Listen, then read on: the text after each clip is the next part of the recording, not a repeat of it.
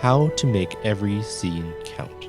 Today we watch Harry Potter and the Deathly Hallows Part 1 and Part 2, and discuss how the two movies are so different from each other, where in fact it makes one of them a far superior film than the other because of this difference.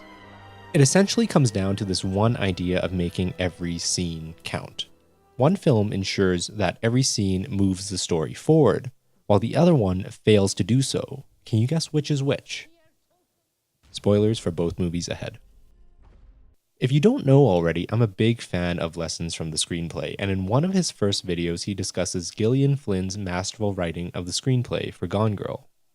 In the video, one of his supporting points he talks about is how carefully and well-crafted the scenes in Gone Girl were written. The rule they essentially follow comes from John Truby's book, The Anatomy of Story. I'm going to paraphrase, but Truby says that all good scenes begin by giving us a broad idea of what it is about, and then funneling it down, ending on a single specific point. As a result, the most significant line of dialogue or the most significant action happens at the end of the scene.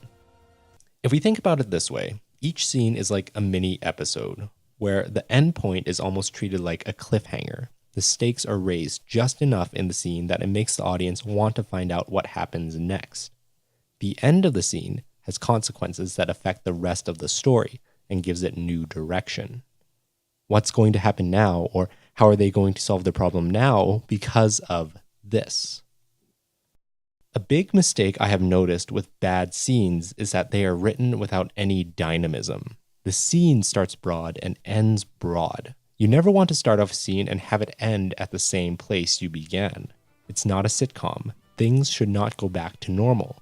It's a continuous narrative that has to keep on building. So let's take a look at a few scenes.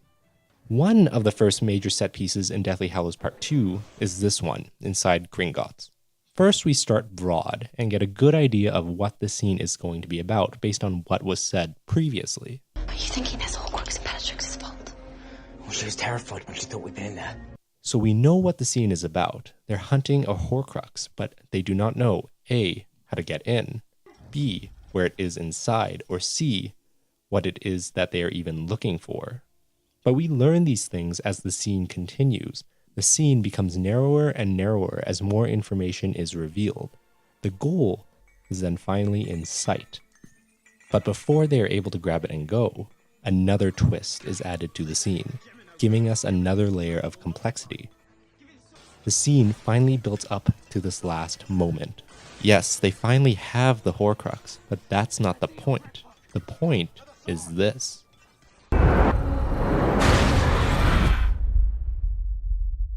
Voldemort now knows what they are up to. He knows we broke into Gringotts, he knows what we took, and he knows we're hunting Horcruxes. He knows they are hunting Horcruxes as a result of this scene. This is what pushes the story forward, because now a sense of urgency is thrust upon our heroes, affecting all the decisions that they make from now on. Harry's problem has now suddenly become a much more difficult one. The different complications added to the story, the raising of the stakes, the feeling of danger, it all happens throughout nearly every scene in this movie. In contrast, let's look at the beginning of Deathly Hallows Part 1.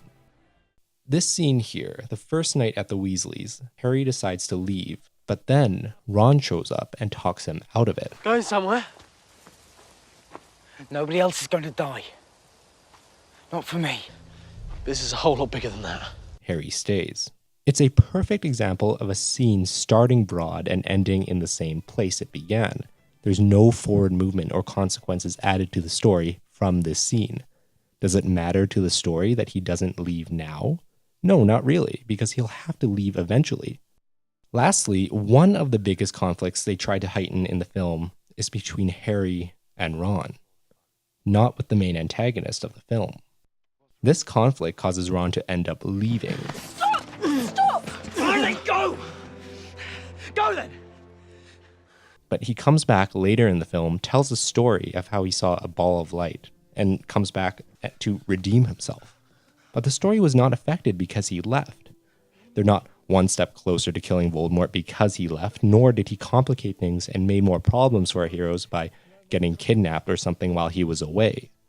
Essentially, the story would have been exactly the same if he had stayed with our heroes.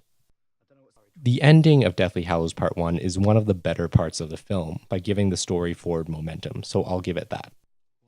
There are a few implications of this rule that I want to discuss. One of them is regarding film pacing. Pacing is about the rhythm of the film and the speed at which the story moves along.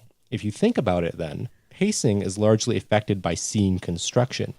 If you have scenes that don't push the story forward at a point, the film drags on unnecessarily.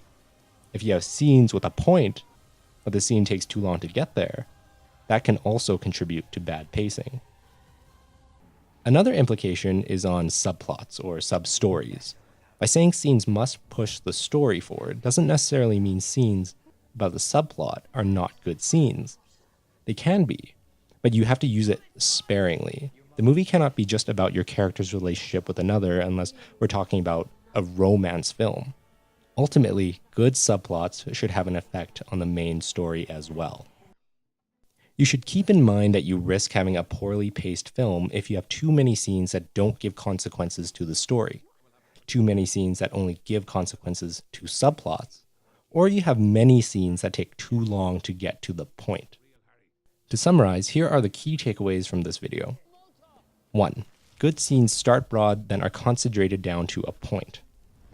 2. The point in a scene should give consequences to the rest of the story, with the most important consequential line or action delivered last.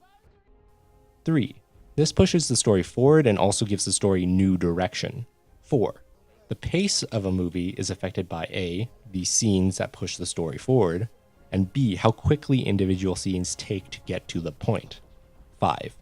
You risk having a poorly paced film if you have too many scenes that don't give consequences to the story, B, you have too many scenes that give consequences to just subplot stories, or C, you have scenes that take too long to get to the point. The trick is to ask, what is the point we are trying to make with this scene, and how does it give consequences to the rest of the film's story? Thanks for watching.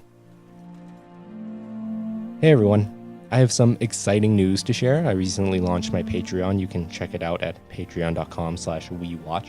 By becoming a patron, you will be supporting me on this YouTube filmmaking and writing journey. I'll be able to do more of what I love and get videos out to you guys more frequently. I have a hope that one day I'll be able to dedicate myself to this full time. There are a few tiers I've put on Patreon where you can get things like early access to my videos, behind the scenes, notes on writing, a chat with me. I love making these videos for you guys, and I'll continue to do so as long as there are people who enjoy it or find it useful. So let me know if this video has helped you think differently when it comes to watching movies or writing your own. Cheers, guys.